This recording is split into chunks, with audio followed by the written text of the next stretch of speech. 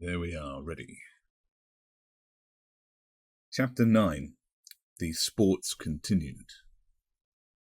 The refreshment tent looked very nice. The long table across the centre was covered with a white cloth. Bowls of flowers were ranged down it at regular intervals, and between them plates of sandwiches and cakes and jugs of lemonade and champagne cup. Behind it, against a backdrop of palms, stood the 4 Welsh housemaids in clean caps and aprons, pouring out tea. Behind them again sat Mr. Prendergast, a glass of champagne cup in hand, his wig slightly awry. He rose unsteadily to his feet at the approach of the guests, made a little bow, and then sat down again rather suddenly. "Will you take round the foie gras sandwiches, Mr. Pennyfeather?" said Dingy. "They're not for the boys or Captain Grimes." "One for little me?" said Flossie as he passed. Philbrick, evidently regarding himself as one of the guests, was engaged in a heated discussion on greyhound racing with Sam Clutterbuck.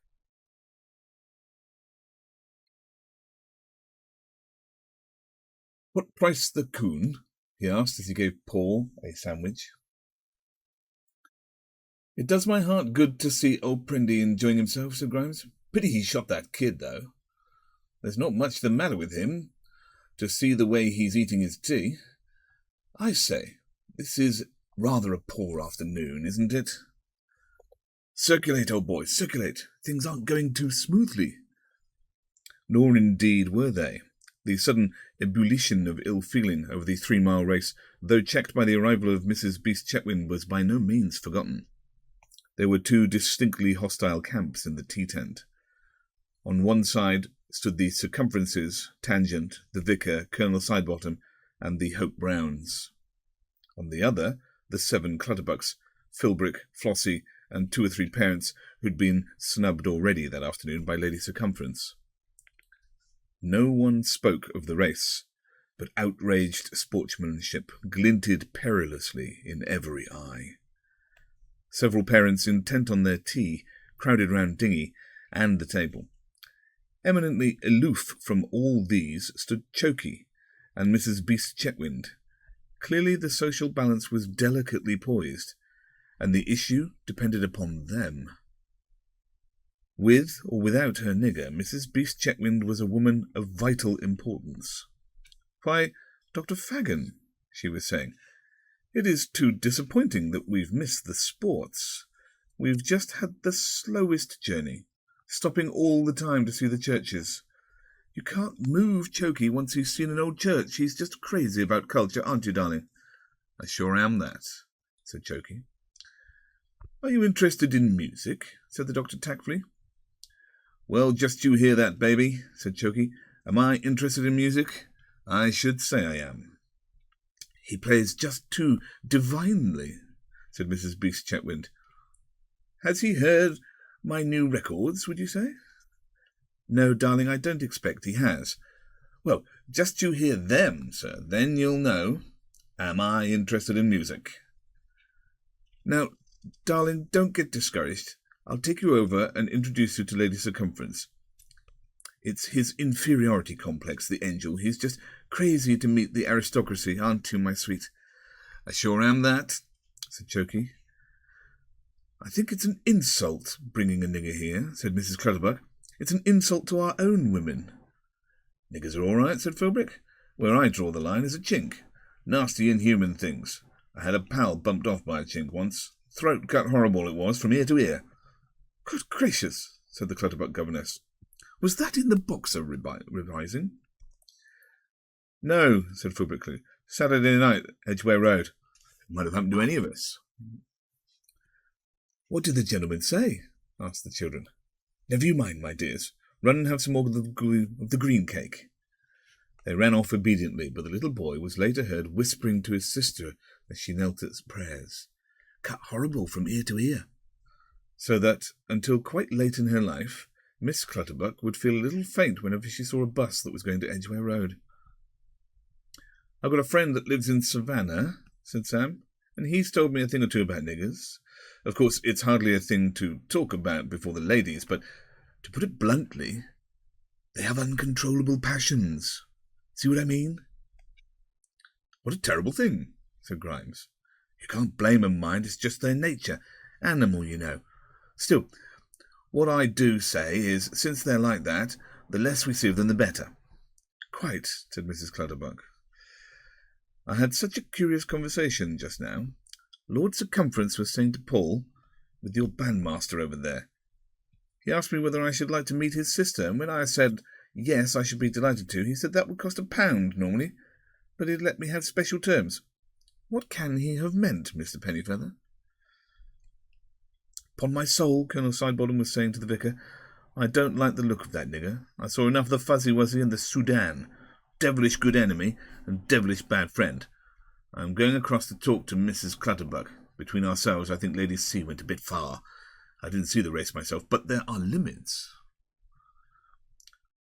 Rain ain't doing the turnip crop any good, Lady Circumference was saying.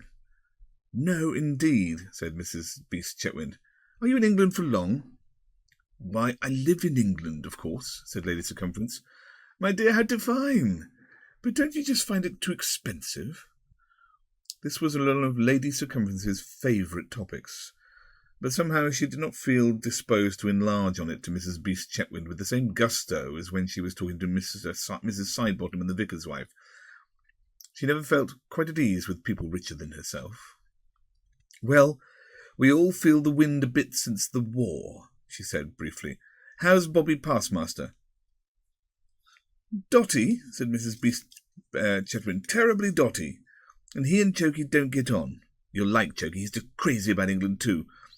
We've been round all the cathedrals, and now we're going to start on the country houses. We think we're running over to see you at Castle Tangent one afternoon. Oh, that would be delightful, but I'm afraid we're in London at present. Which did you like best of the cathedrals, Mr. Chokey? Chokey's not really his name, you know. The angel's called Mr. Sebastian Cholmley. Well, said Mr. Cholmley, they were all fine, just fine. When I saw the cathedrals, my heart rose up and just sang with me. I'm sure I'm crazy about culture. You folks think because we're coloured we don't care about nothing but jazz. Why, I'd give all the jazz in the world for just one stone from one of your cathedrals. It's quite true, he would. Well, that's most interesting, Mr. Cholmley. I used to live just outside Salisbury when I was a girl, but little as I like jazz, I never quite as strongly felt about it as that. Salisbury is full of historical interest, Lady Circumference, but in my opinion, York Minster is the more refined. Oh, you angel, said Mrs. Beast Chetwynd. I could eat you up every bit. And is this your first visit to an English school? Asked the doctor. I should say not. Will you tell the doctor about the schools I've seen? He's been to them all, even the quite new ones. In fact, he liked the new ones best. They were more spacious. Have you ever seen Oxford? Oh, yes, in fact, I was educated there. Well, you know, I've seen Oxford and Cambridge and Eton and Harrow. That's me all over. That's what I like to see. I appreciate art. There's plenty of coloured people come over here, and I don't see nothing but a few nightclubs. I read Shakespeare, said Chokey. Hamlet, Macbeth, King Lear. Ever read them? Yes, said the doctor. As a matter of fact, I have. My race, said Chokey, is essentially an artistic race. We have the child's love of song and colour and the child's natural good taste. All you white folks despise poor coloured man. No, no, said the doctor. Let him say his piece, the darling, said Mrs. Beast Chetwynd. Isn't he divine? You folks all think the coloured man hasn't got a soul. Anything's good enough for the poor coloured man. Beat him, put him in chains, load him with burdens. Here Paul observed a responsive glitter in Lady Circumference's eye. But all the time, that poor coloured man has a soul, same as you have. Don't he breathe the same as you? Don't he eat and drink? Don't he love Shakespeare and cathedrals and paintings of the old masters, same as you? Isn't he just asking for your love and help to raise him from the servitude into which your forefathers plunged him? Oh, say, white folks, why don't you stretch out a helping hand to the poor coloured man? That's as good as you are, if only you'll let him be. My sweet, said Mrs. Beast Chetwynd, you mustn't get discouraged. They are all your friends here. Is that so? Said Chokey. Should I sing them a song? No, don't do that, darling. Have some tea. I had a friend in Paris, said the Clutterbuck governess, whose sister knew a girl who married one of the black soldiers during the war, and you wouldn't believe what he did to her. Joan and Peter, run and see if Daddy wants some more tea. He tied her up with a razor strop and left her on the stone floor one night without food or covering, and then it was over a year before she could get a divorce. Used to cut the tent ropes, Colonel Sidebottom was saying, and then knife the poor beggars through the canvas. You can see him in Shaftesbury Avenue and Charing Cross Road any night of the week, Sam Clutterbuck was saying. The women just hanging on to them. The mistake was ever giving them their freedom, said the vicar. They were happier and better looked after before. It's queer, said Flossie, that a woman with as much money as Mrs. Beast Chetwynd should wear such dull clothes. That ring didn't cost less than 500, said Philbrick. Let's go and talk to the vicar about God, said Mrs. Beast Chetwynd. Chokey thinks religion's just divine. My race is a very spiritual one, said Chokey. The band had been playing Men of Harlech for over half an hour, and, said the doctor, Diana, go and tell them to try something else, will you? I sometimes think I'm getting rather bored with coloured people, Mrs. Beast Chetwynd said to Ladies' Conference. Are you? I have never had the opportunity. I dare say you'd be good with them. They take a lot of living up to. They are so earnest. Who's that dear, dim, drunk little man?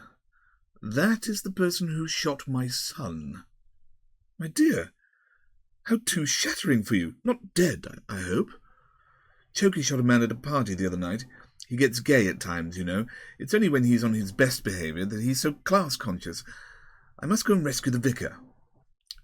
The station-master came into the tent, crab-like and obsequious. Well, my good man, said the doctor, the young lady I have been telling that no other tunes can we play whatever with the lady smoking at her cigarette, look you. God bless my soul, why not? The other tunes are all holy tunes, look you. Blasphemy. It would be to sing the songs of Sion while the lady at a cigarette smokes, whatever. Men of Harlech is good music for you.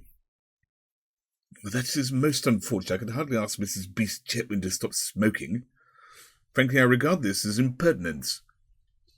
But no man can you ask against his maker to blaspheme, whatever, unless you were to pay him more. £3 for the music is good for one of the blasphemers to look you. Dr. Fagin gave him another £1. The station-master retired, and in a few minutes the silver band began a singularly emotional rendering of In Thy Courts No More Are Needed, Sun by Day and Moon by Night.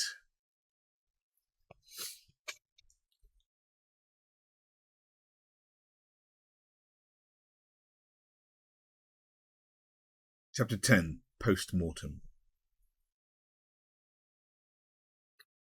As the last car drove away, the doctor and his daughters and Paul and Grimes walked up the drive together towards the castle. Frankly, the day has been rather a disappointment to me, said the doctor. Nothing seemed to go quite right in spite of all our preparations. And expense, said Dingy. I am sorry, too, that Mr. Prendergast should have had that unfortunate disagreement with Mrs. Beast Chetwynd's coloured friend. In all the 10 years during which we have worked together, I have never known Mr. Prendergast so self-assertive. It was not becoming of him, nor was it Philbrick's place to join in. I was seriously alarmed. They seemed so angry and all about some minor point of ecclesiastical architecture. Mr. Cholmondeley was very sensitive, said Flossie. Yes, he seems to think that Mr. Prendergast's insistence on the late development of the rood screen was in some way connected with colour prejudice. I wonder why that was. To my mind, it showed a very confused line of thought. Still, it would have been more seemly if Mr. Prendergast had let the matter drop, and what could Philbrick know of the matter? Philbrick is not an ordinary butler, said Dingy. No, indeed not, said the doctor. I heartily deplore his jewellery. I didn't like Lady Circumference's speech, said Flossie. Did you? I did not, said the doctor. Nor, I think, did Mrs. Clutterbuck. I thought her reference to the 5-furlong race positively brutal. I was glad Clutterbuck had done so well in the jumping yesterday. She rather wanders from the point, doesn't she? Said Dingy. All that about hunting, I mean.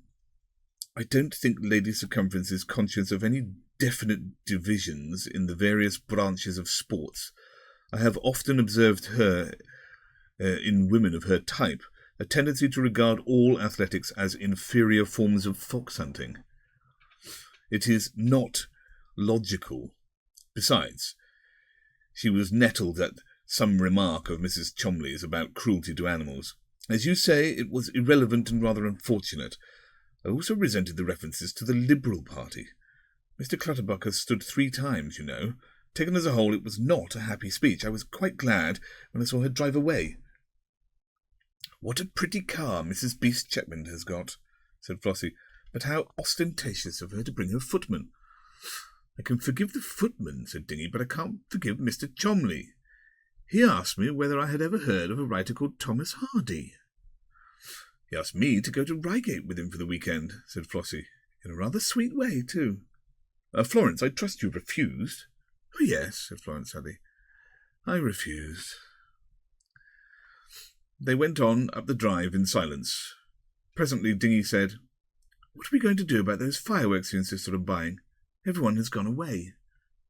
I don't feel in the mood for fireworks, said the doctor. Perhaps another time, but not now. Back in the common room, Paul and Grimes subsided moodily into the 2 easy chairs. The fire, unattended since luncheon, had sunk to a handful of warm ashes. Well, old boy, said Grimes, so that's over. Yes, said Paul.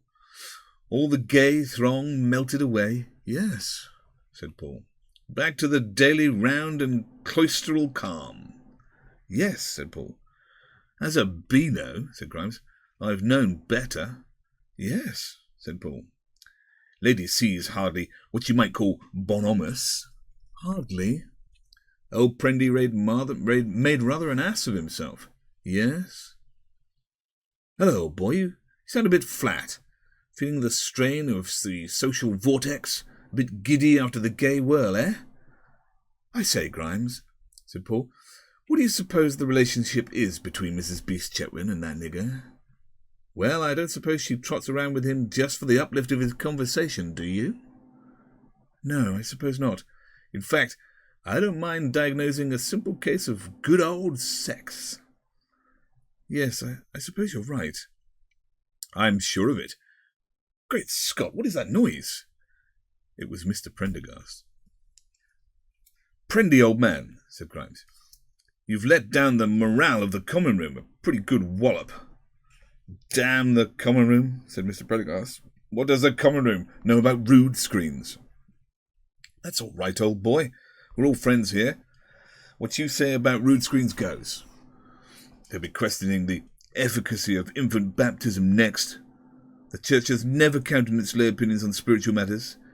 Now, if it were a question of food and drink, said Mr. Prendergast, if it were a question of drink but not infant baptism, just drink, and he sat down. A sad case, brother, said Grimes. A truly sad case, Prendy. Do you realise that in 2 minutes the bell will go for prep, and you're on duty? Ding dong dell, pussy's in the well. Prendy, that's irrelevant. I know several songs about bells, funeral bells, wedding bells, sacring bells, sheep bells, fire bells, doorbells, dumbbells, and just plain bells. Paul and Grimes looked at each other sadly. Seems to me, said Paul, that one of us will have to take prep for him tonight. No, old boy, that'll be all right, said Grimes. You and I are off to Mrs. Roberts. Prendy gives me a thirst. But we can't leave him here like this. He'll be all right. Those little beasts can't make any more noise than they usually do. You don't think the old man will find him? Not a chance. The bell rang, and Mr. Prendergast jumped to his feet, straightened his wig, steadied himself gravely against the chimney-piece. There's a good chap, said Grimes gently. Just you trot down the passage to the little boys, and have a good nap. Singing quietly to himself, Mr. Prendergast sauntered down the passage. I hope he's none the worse for this, said Grimes. You know, I feel quite fatherly towards old Prendy. He did give it to that blackamoor about the church architecture, bless him. Arm in arm they went down the main avenue towards the inn. Mrs. Beast Chetwynd asked me to call in on her in London, said Paul.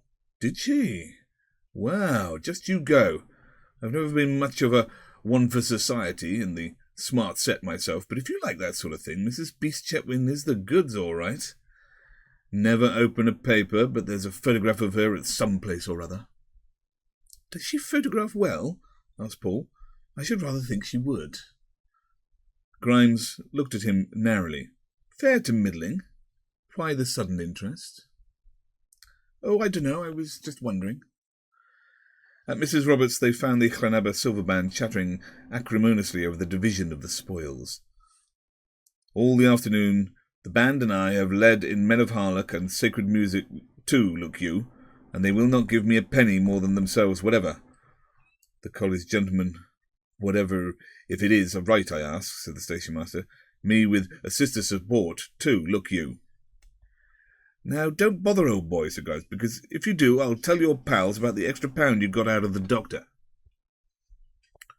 The discussion was resumed in Welsh, but it was clear that the station-master was slowly giving up. That's settled him all right. Take my tip, old boy. Never get mixed up in a Welsh wrangle. It doesn't end in blows, like an Irish one, but goes on forever. They'll still be discussing the £3 at the end of term, just you see.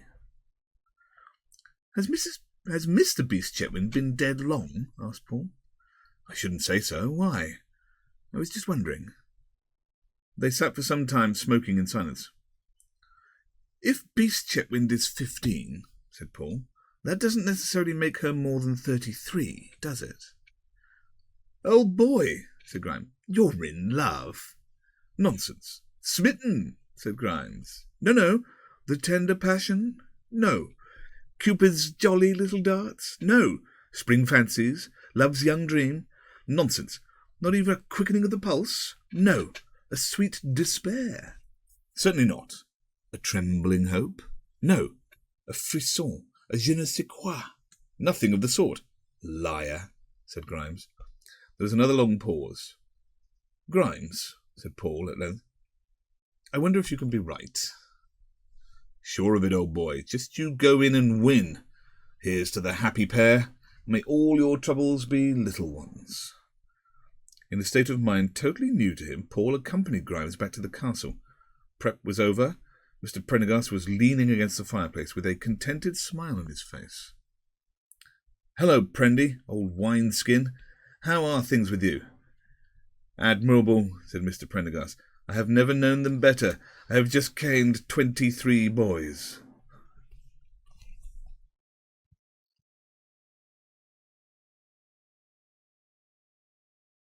Chapter 11. Philbrick continued. The next day, Mr. Prendergast's self-confidence had evaporated. Head-hurting, said Grimes. Well, as a matter of fact, it is rather. Eyes tired, thirsty.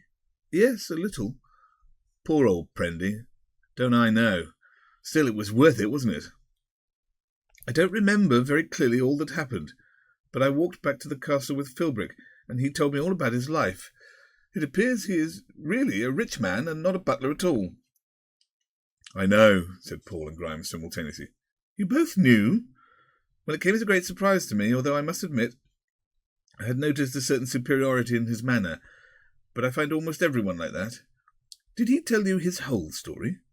About his shooting the Portuguese count and everything? No, he didn't tell me that, said Paul. Shooting a Portuguese count? Are you sure you've got the hold of the right end of the stick, old boy? Yes, I'm sure of it. It impressed me very much.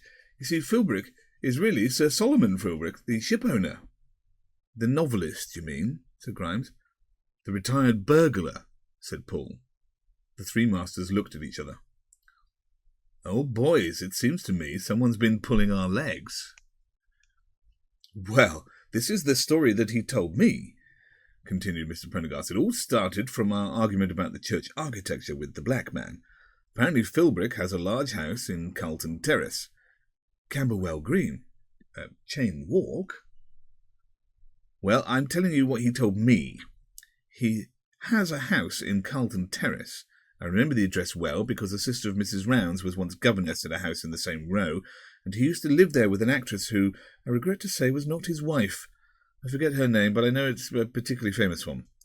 He was sitting in the Athenaeum Club one day when the Archbishop of Canterbury approached him and said that the government was anxious to make him a peer, but that it was impossible while he lived such a life of open irregularity. Philbrick turned down the offer. He is a Roman Catholic, I forgot to tell you, but all that doesn't really explain why he is here. It only shows how important he is. His ships weigh hundreds and hundreds of tons, he told me. Well, one evening he and this play actress were giving a party, and they were playing baccarat. There was a Portuguese count there, a very dark man from the legation. Philbrick said, "The game rapidly became a personal contest between these two.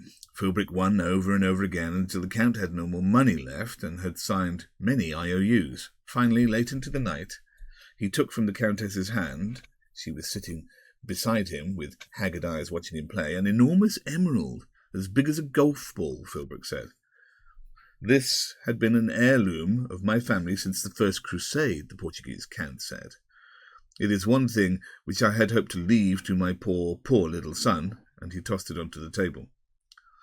"I will wager it against my new 4-funnel turbine-driven liner called the Queen of Arcady," said Philbrick. "That's not enough," said the Portuguese Countess. "And my steam yacht Swallow, and 4 tugs, and a coaling barge," said Philbrick. All the party rose to applaud his reckless bid. The hand was played. Philbrick won. With a low bow, he returned the emerald to the Portuguese Countess. "For your son," he said. Again, the guests applauded, but the Portuguese Count was livid with rage. "You have insulted my honour," he said. "In Portugal we have only one way of dealing with such an occurrence." Then and there they went out into Hyde Park, which was quite close. They faced each other and fired. It was just dawn. At the feet of the Achilles statue, Philbrick shot the Portuguese Count dead. They left him with his smoking revolver in his hand. The Portuguese Countess kissed Philbrick's hand as she entered her car. "No one will ever know," she said. "It will be taken for suicide. It is a secret between us." But Philbrick was a changed man. The actress was driven from his house. He fell into a melancholy and paced up and down his deserted home at night, overpowered by his sense of guilt. The Portuguese Countess rang him up, but he told her it was the wrong number. Finally, he went to a priest and confessed. He was told that for 3 years he must give up his house and wealth and live amongst the lowest of the low. "That," said Prendergast simply, "is why he's here. Wasn't that the story he told you?" "No, it wasn't," said Paul. "Not the shade of likeness," said Grimes. "He told me all about himself one evening at Mrs. Roberts'. It was like this. Mr. Philbrick, Senior, was a slightly eccentric sort of cove. He made a big pile out of diamond mines while he was quite young, and settled in the country and devoted his declining years to literature. He had 2 kids. Philbrick had a daughter called Gracie. From the start, Philbrick was the apple of the old chap's eye, whilst he couldn't stick Miss Gracie at any price. Philbrick could spout Shakespeare and Hamlet and things by the yard before Gracie could even read The Cat Sat on the Mat. When he was 8, he had a sonnet printed in the local paper. After that, Gracie wasn't in it anywhere. She lived with the servants, like Cinderella, Philbrick said, while he, sensible little beggar, had the best of everything and quoted the classics and flowery language to the old boy upstairs. After he left Cambridge, he settled down in London and wrote away like the blazes. The old man just loved that. He had Philbrick and all his books bound in leather and put him in a separate bookcase with a bust of Philbrick on top. Poor old Gracie found things a bit thin, so she ran off with a young chap in the motor trade who didn't know one end of a book from another, or of a car for that matter, as it turned out. When the old boy popped off, he left Philbrick everything, except for a few books to Gracie. The young man had only married her because he thought the old boy was bound to leave her something, so he hopped it too. That didn't worry Philbrick. He lived for his art, he said. He just moved into a bigger house and went on writing away, 15 to the dozen. Gracie tried to get some money out of him, more than an ounce, but he was so busy writing books he couldn't bother about her. At last she became a cook in a house in Southgate. Next year she died. That didn't worry Philbrick at first. Then, after a week or so, he noticed an odd thing. There was always a smell of cooking all over the house, in his study, in his bedroom, everywhere. He had an architect in who said he couldn't notice any smell and rebuilt the kitchen and put in all sorts of ventilators. Still, the smell got worse. It used to hang about his clothes so that he didn't dare go out. A horrible fatty smell. He tried going abroad, but the whole of Paris reeked of English cooking.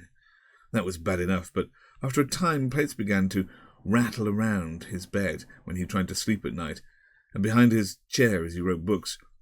He used to wake up in the night and hear the frizzling of fried fish and the singing of kettles. Then he knew what it was. It was Gracie hunting him. Haunting him, even. He went to the Society for Psychical Research, and they got through a conversation to Gracie. He asked how he could make reparation. She said that he must live among servants for a year and write a book about them. That would improve their lot. He tried to go the whole hog at first and started as a chef. Of course, that wasn't really in his line, and the family he was with got ill, so he had to leave. So he came here. He says the book is moving fast, and that he'll read bits of it to me some day. Not quite the same story as Prendy's, is it? No, it's not. By the way, did he say anything about marrying Diggy? Not a word. He said that as soon as the smell of cooking wore off, he was going to be the happiest man in the world. Apparently, he's engaged to a female poet in Chelsea. He's not the sort of cove I'd have chosen for a brother-in-law, but then Flossie isn't really the sort of wife I'd have chosen. These things happen, old boy. Paul told them about the Lamb and Flag at Camberwell Green and about Toby Crutwell. Do you think that story is true, or yours, or Prendy's? He asked. No, said Mr. Prendergast.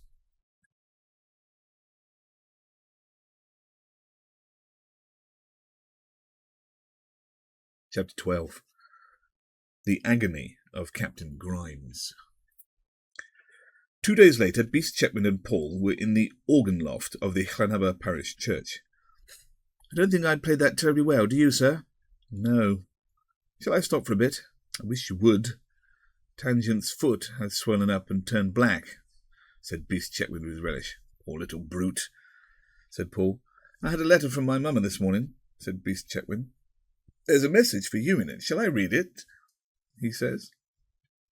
He took out the letter, written on the thickest possible paper. The first part is all about racing and a row she's had with Chokey. Apparently he doesn't like the way she's rebuilt our house in the country. I think it was time she dropped that man, don't you? What does she say about me? Said Paul. She says, by the way, dear boy, I must tell you that the spelling in your last letters has been just too shattering for words. You know how terribly anxious I am for you to get on and go to Oxford and everything, and I have been thinking, don't you think it might be a good thing if we were to have a tutor next holidays? Would you think it too boring? Someone young who would fit in. I thought, with that good-looking young master you said like to care, and how much ought I to pay him? I never know these things. I mean, the drunk one, though, he was sweet. I think he must be you, don't you? I think that must be you, don't you? Said Beast Chetwynd. It can hardly be Captain Grimes. Well, I must think that over, said Paul. It sounds rather a good idea. Well, yes, said Beast Chetwynd doubtfully. It might be all right, only there mustn't be too much of the schoolmaster about it.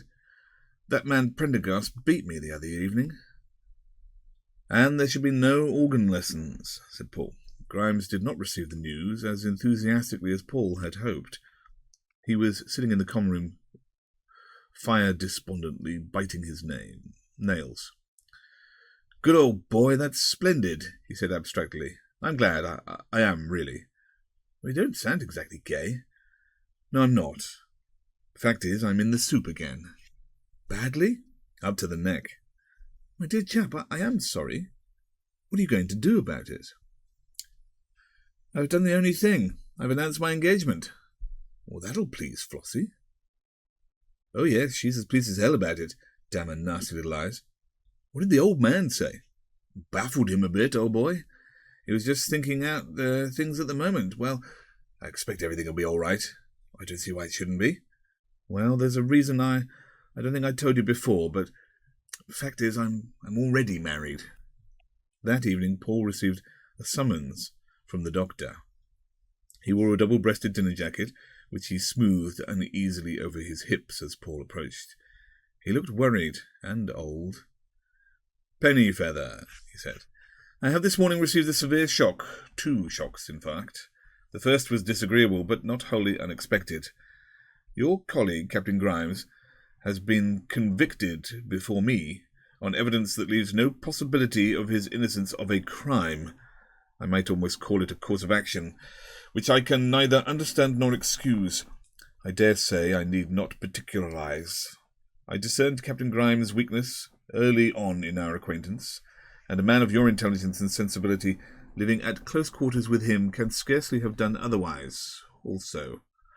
But I had fondly hoped, that I might be spared the unpleasantness of a public denunciation. However, that is all a minor question. I have quite frequently met with similar cases during a long experience in our profession, but what has disturbed and grieved me more than I can moderately express is the information that he is engaged to be married to my eldest daughter. That, Pennyfeather, I had not expected.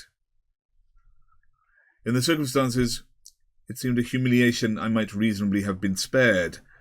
I tell you all this, Pennyfeather, because in our brief acquaintance I have learned to trust and respect you." The doctor sighed, drew from his pocket a handkerchief of crêpe de chine, blew his nose with every accent of emotion, and resumed. "He is not the son-in-law I should readily have chosen. I could have forgiven him his wooden leg, his slavish poverty, his moral turpitude, and his abominable features. I could even have forgiven him his incredible vocabulary, if only he had been a gentleman. I do hope you do not think me a snob. You may have discerned me in a certain prejudice against the lower orders. It is quite true. I do feel deeply on the subject. You see, I married one of them. But that, unfortunately, is neither here nor there. What I really wished to say to you was this. I have spoken to the unhappy young woman, my daughter, and find that she has no particular inclination towards Grimes. Indeed, I do not think that any daughter of mine would fall as low as that. But she is, for some reason, uncontrollably anxious to be married to someone fairly soon. Now, I should be quite prepared to offer you a partnership in Llanaba to a son-in-law of whom I approved. The income of the school is normally not less than 3,000 a year. That is, with the help of dear Diana's housekeeping and my junior partner, would start at an income of 1,000 and, of course, succeed to a larger share upon my death. 'Tis a prospect that many young men would find inviting, and I was wondering, Pennyfeather, whether by any chance, looking at the matter from a business-like point of view, without prejudice, you understand, fair and square, taking things as they are, for what they are worth, facing facts, whether possibly I wonder if I make myself plain?" "No," said Paul. "No, sir, I'm afraid it would be impossible. I hope I don't appear rude, but no, really, I'm afraid—" "It's quite all right, my dear boy. Not another word. I quite understand. I was afraid that would be your answer." "Well, it must be Grimes, then. I don't think it would have been any use approaching Mr. Prendergast." "It was very kind of you to suggest it, sir." Not at all. Not at all. The wedding shall take place a week today. You might tell Grimes that if you see him. I don't want to have any more to do with him than I can help. I wonder whether it would be a good thing to give a small party." For a moment, a light sprang up in Dr. Fagan's eyes and then died out. No, there will be no party. The sports were not encouraging. Poor little Tangent is laid up, I hear.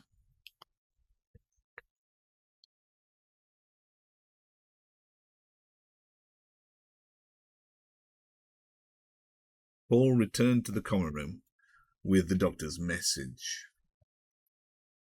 "Hell," said Grimes. "I still hoped it might fall through." "What do you want for a wedding present?" Paul asked. Grimes brightened. What about that binge you promised me and Pendy? All right, said Paul. We'll have it tomorrow. The Hotel Metropole, Crumpridig, is by far the grandest hotel in North Wales. It is situated high and at a healthy eminence overlooking the strip of water that railway companies have gallantly compared to the Bay of Naples. It was built in the ample days preceding the war, with a lavish expenditure on looking-glass and marble. Today it shows signs of wear, for it has never been quite as popular as its pioneers hoped. There are cracks in the cement on the main terrace. The winter garden is draughty, and one comes disconcertingly upon derelict bath chairs in the Moorish court. Besides this, none of the fountains ever plays.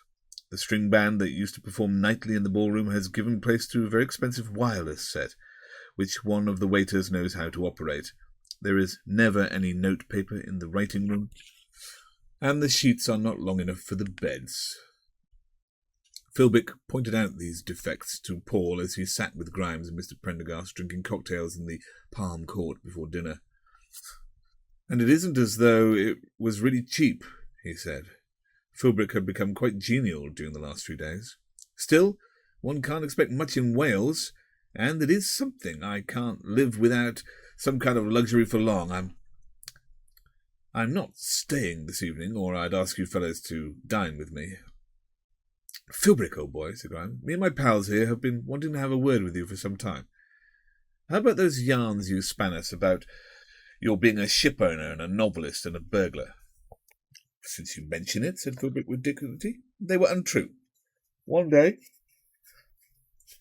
you shall know my full story. It is stranger than fiction. Meanwhile, I have to be back at the castle. Good night. He certainly seems quite a swell here, said Grimes, as they watched him disappear into the night, escorted with every obsequy by the manager and the head waiter. I dare say he could tell a story if he wanted to. I believe it's their keys, said Mr. Prendergast suddenly. It was the first time that they had spoken. For 20 minutes he had been sitting very upright in his gilt chair and very alert, his eyes unusually bright, darting this way and that in eagerness to miss nothing of the gay scene about him. What's their keys, Prendy? Why, the things that they get given at the counter. I thought for a long time it was money. Is that what's been worrying you? Bless your heart. I thought it was the young lady in the office you were after. Oh, Grimes, said Mr. Prendergast, and he blushed warmly and gave a little giggle. Paul led his guests into the dining-room. Haven't taught French for nothing all these years, said Grimes, studying the menu. I'll start with some jolly old huître. Mr. Prendergast ate a grapefruit with some difficulty. What a big orange, he said when he had finished it. They do things on a large scale here. The soup came in little aluminium bowls. What price the ancestral silver? Said Grimes. The Manchester merchants on the spree, who sat all around them, began to look a little askance at Paul's table. Someone's doing himself well on bubbly, said Grimes as a waiter advanced, staggering under the weight of an ice pail from which emerged a Jeroboam of champagne. Good egg! It's coming to us.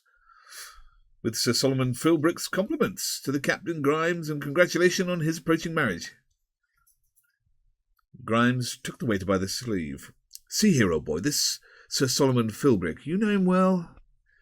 He's here quite frequently, sir. Spends a lot of money, eh? He doesn't entertain at all. He always has the best of everything himself, sir. Does he pay the bill? I really couldn't say. I'm afraid, sir.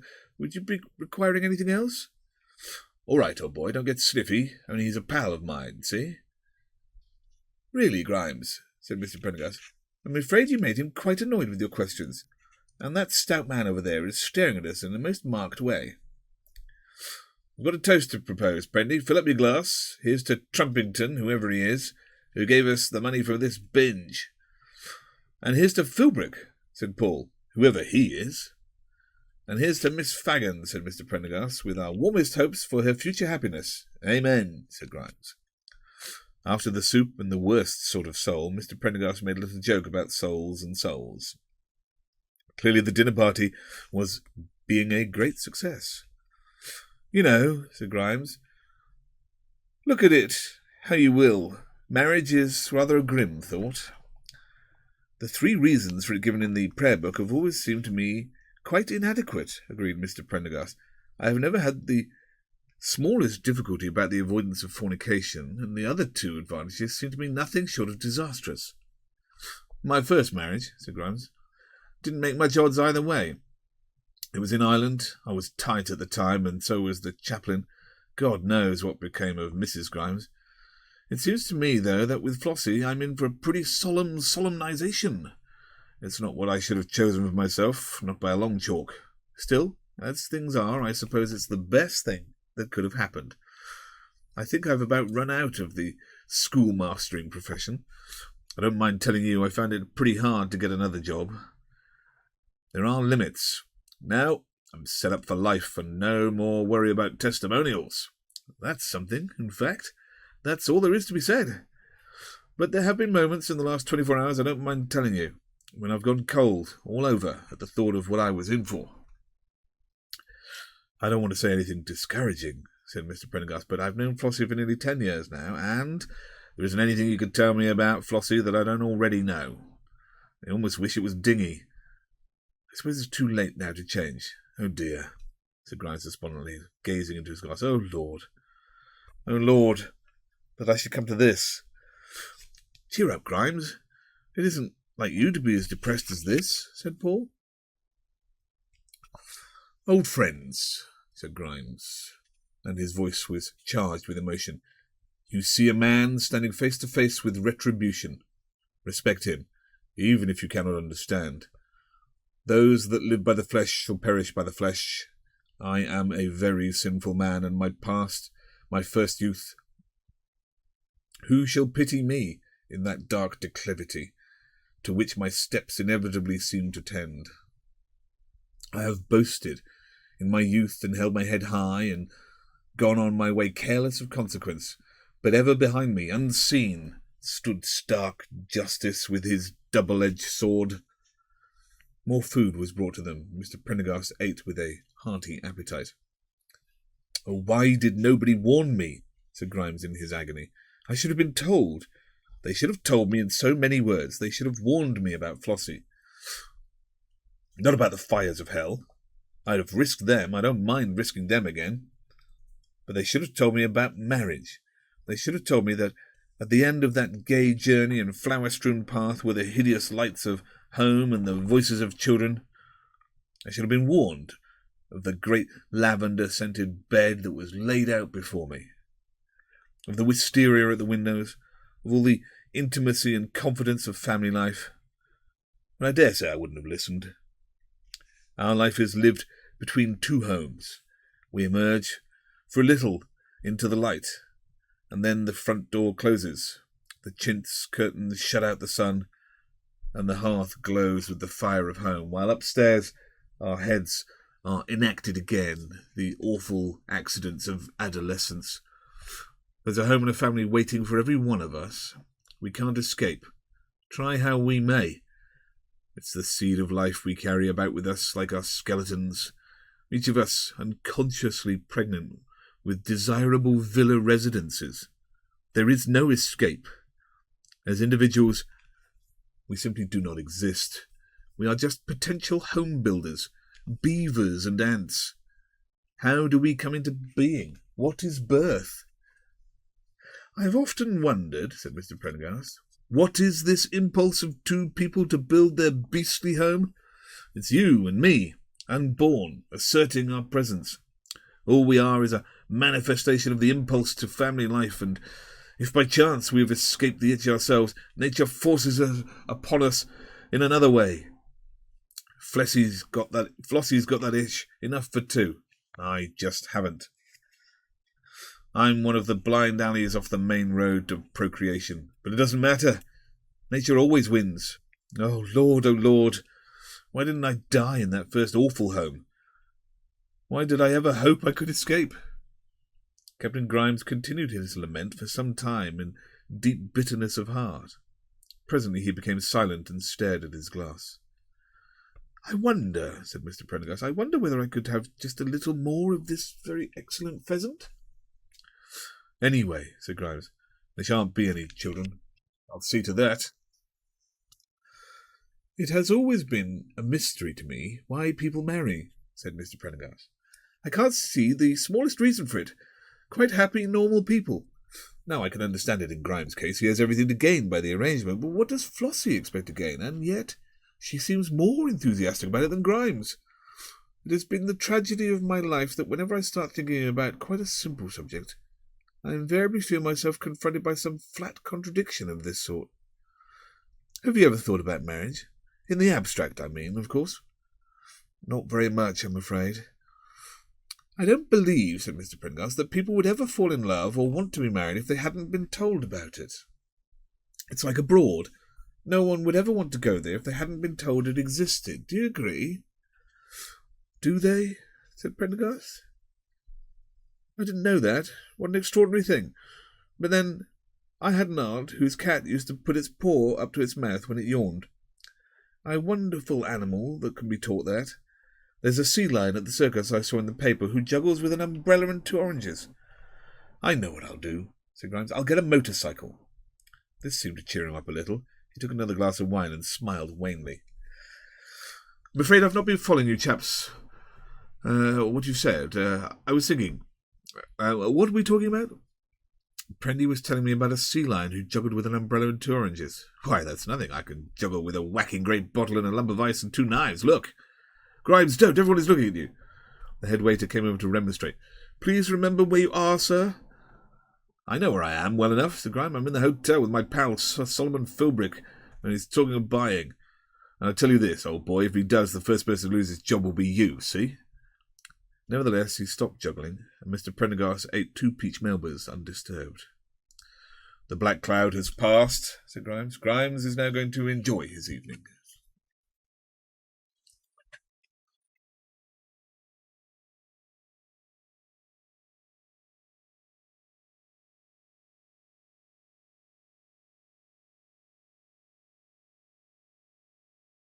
"6 days later, the school was given a half-holiday, and soon after luncheon, the bigamous union of Captain Edgar Grimes and Miss Florence Selina Fagan was celebrated at the Llanaba Parish Church. A slight injury to his hand prevented Paul from playing the organ. He walked down the church with Mr. Prendergast, who, greatly to his dismay, had been instructed by Dr. Fagan to give away the bride. "I do not intend to be present," said the doctor. "The whole business is exceedingly painful to me."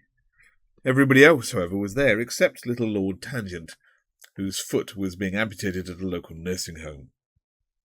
The boys, for the most part, welcomed the event as a pleasant variation to the rather irregular routine of their day.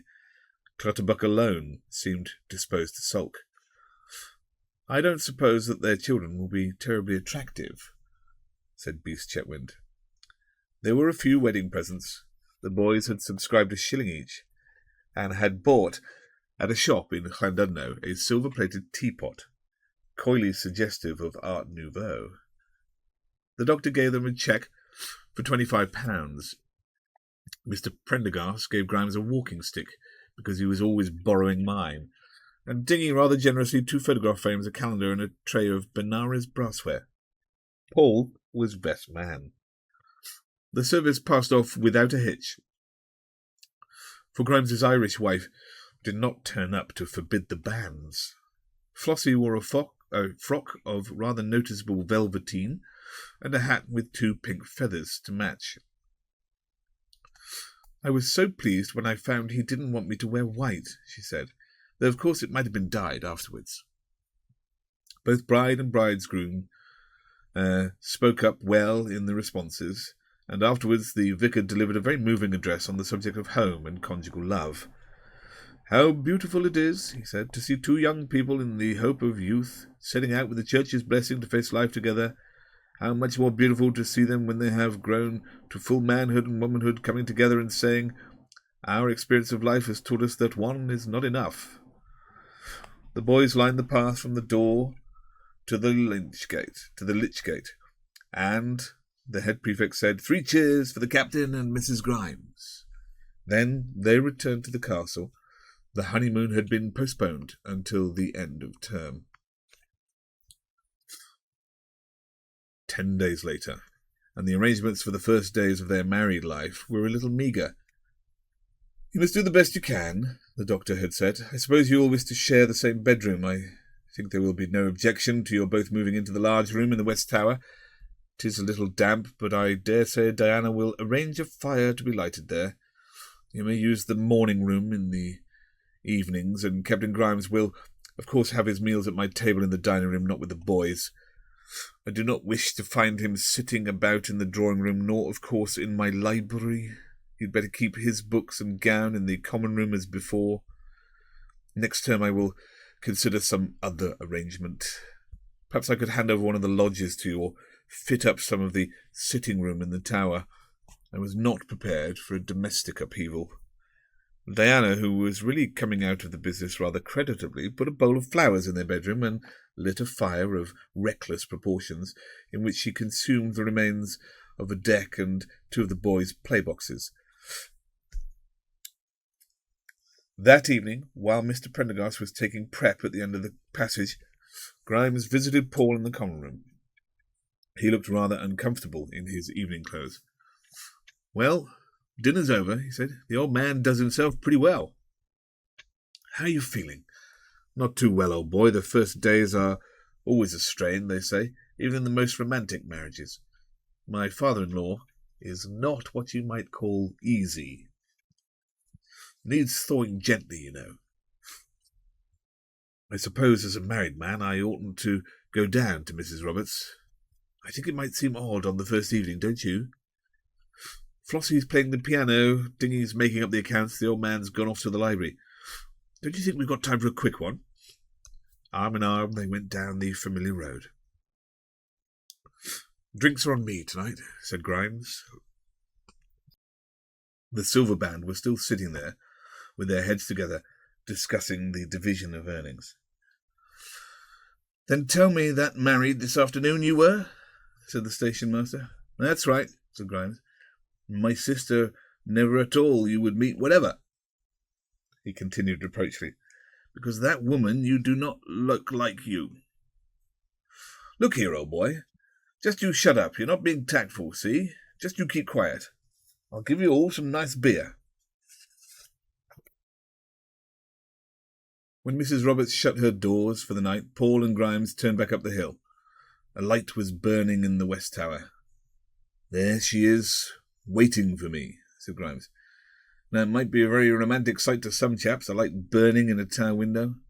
I knew a poem about a thing like that once. Forgot it now, though. I was no end for one of poetry when I was a kid. Love and all that.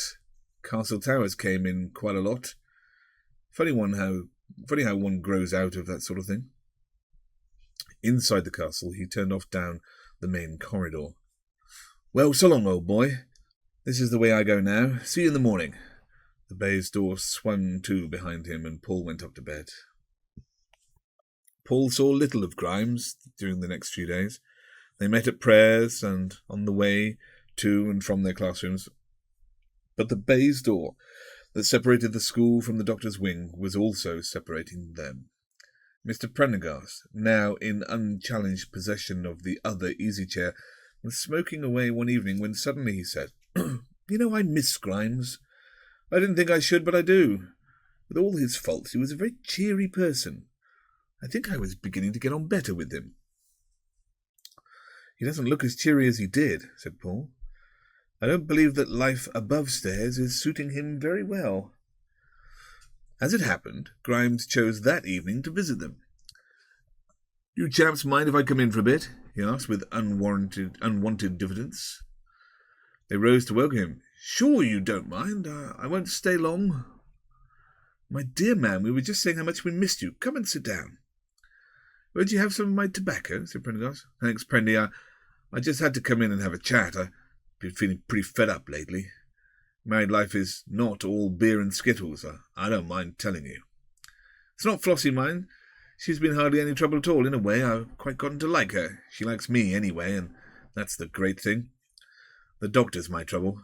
Never lets me alone, that man. Gets on my nerves. He's always laughing at me in a nasty kind of way and making me feel small.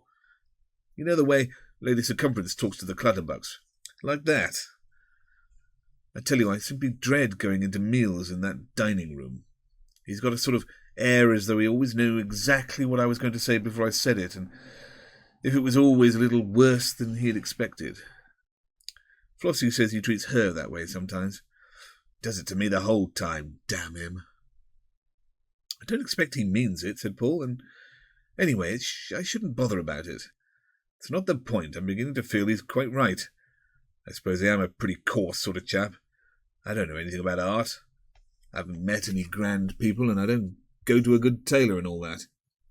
I'm not what he calls out of the top drawer. I never pretended I was, but the thing is that up until now it hasn't worried me.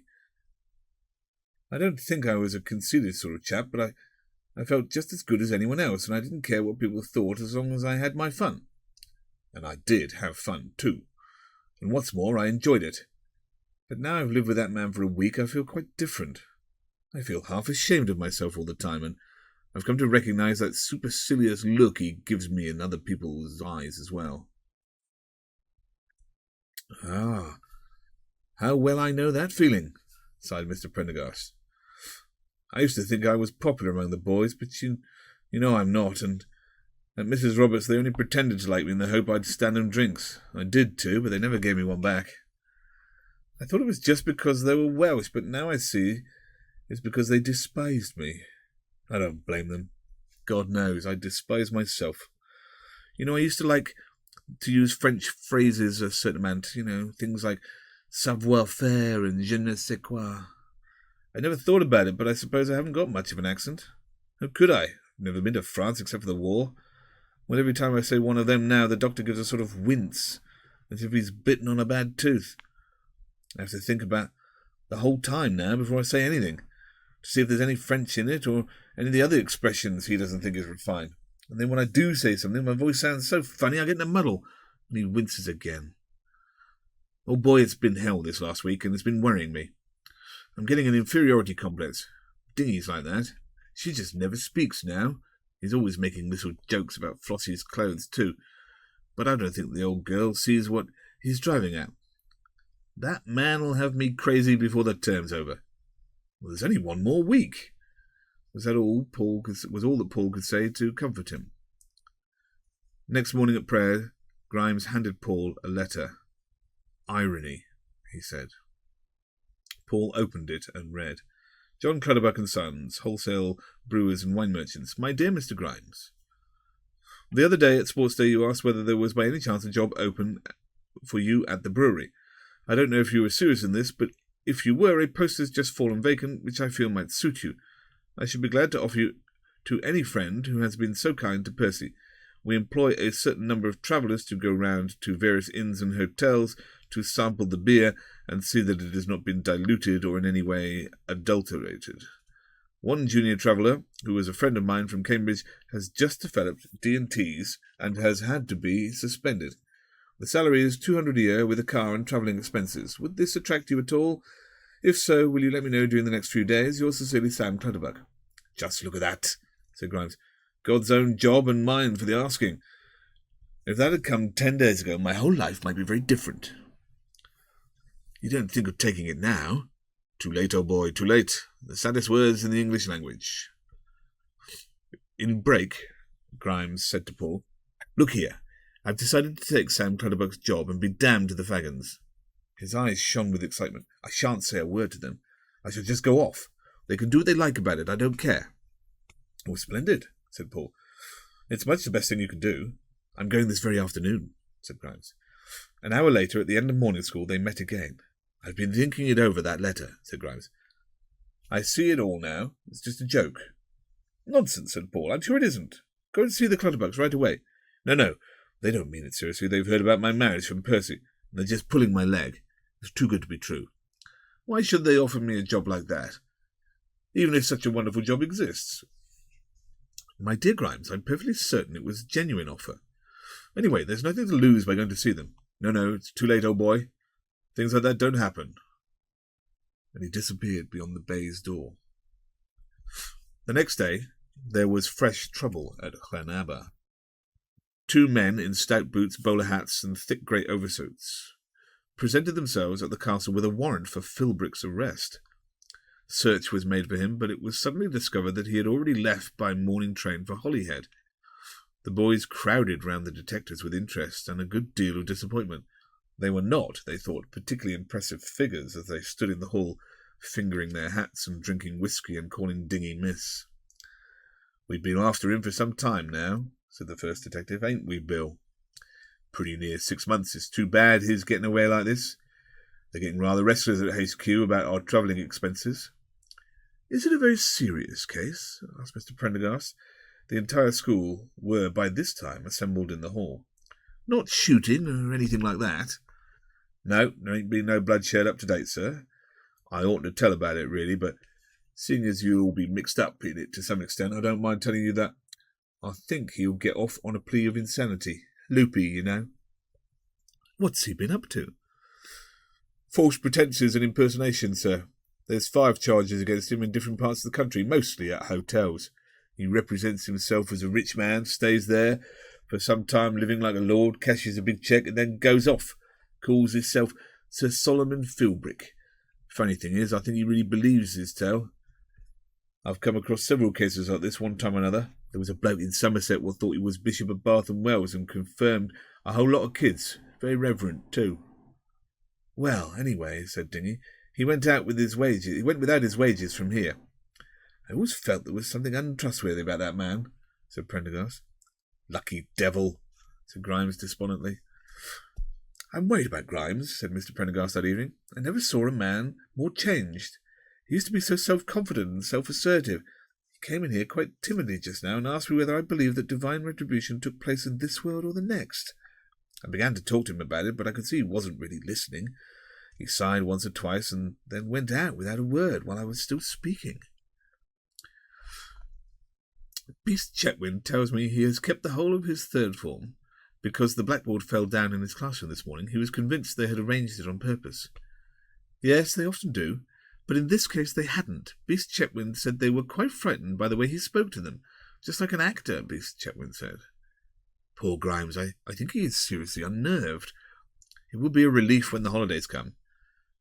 But Captain Grimes's holiday came sooner than Mr. Prendergast expected, and in a way which few people could have foreseen. 3 days later he did not appear at morning prayers, and Flossie, red-eyed, admitted that he had not come in from the village the night before. Mr. Davies, the station-master, confessed to seeing him earlier in the evening in a state of depression. Just before luncheon, a youth presented himself at the castle with a little pile of clothes he had found on the seashore. They were identified, without difficulty, as having belonged to the captain. In the breast pocket of the jacket was an envelope addressed to the doctor, and in it a slip of paper inscribed with the words, "Those that live by the flesh shall perish by the flesh." As far as was possible, this intelligence was kept from the boys. Flossie, though, was severely shocked at this untimely curtailment of her married life, was firm in her resolution not to wear mourning. "I don't think my husband would have expected it of me," she said. In these distressing circumstances, the boys began packing their boxes to go away for the Easter holidays. And that is the end of part 1.